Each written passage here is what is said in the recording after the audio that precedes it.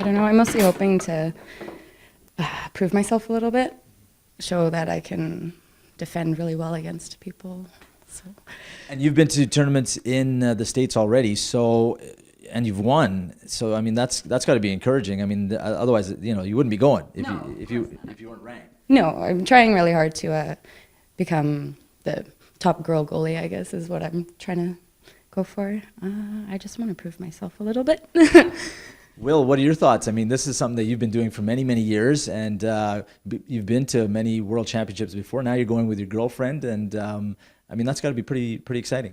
Yeah, for sure. I mean, this is my 4th World Cup, so it's not my first rodeo, I guess. But honestly, I'm as excited to watch her as I am to compete myself, because it's just a really good opportunity for her to get out and get into the big leagues.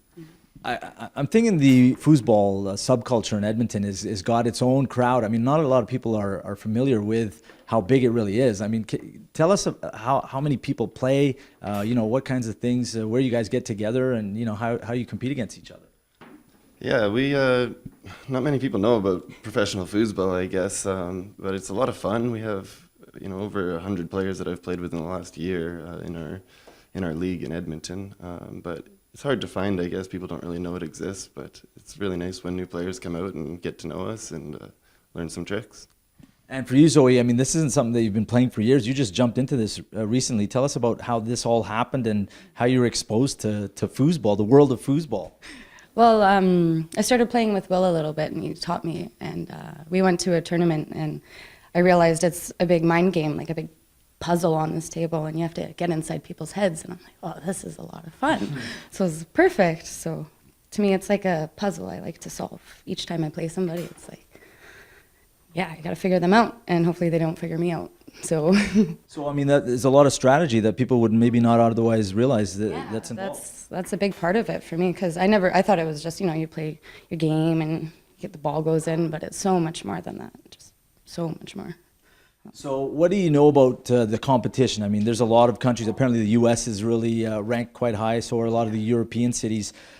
Is this going to be different than going to, a competition that you'd go to south of the border in Portland, for instance? Oh, big time. There's more than one type of table. Usually tournaments we go to is just tornado tables, but this one there's 5 different tables, so there's going to be a whole new level of game I haven't played yet, so it's going to be fun. I like that.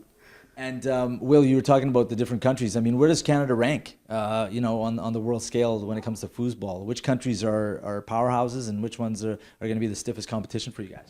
Well, U.S. for us is probably the toughest competition, but Germany, Belgium, France are all really good. So it can be different every year, but I think with our team this year, we have a really good opportunity to go over and take a shot at gold. Where are the Canadian teams ranked? I mean, has the women's team got a better chance, or does the men's team have a pretty good chance, or where is it at? Yeah, the women's team is really good. We have some really strong ladies. Linda Lee in Calgary is probably the best girl in the world, and she's won multiple world championships recently. So she's a bit of a mentor for Zoe, I guess, and just being together there with 4 other girls, 6 total, they have a really good chance. As far as the rankings go, I'm not sure exactly where we would rank overall, but there's so many different types of ways to rank because of international play. So.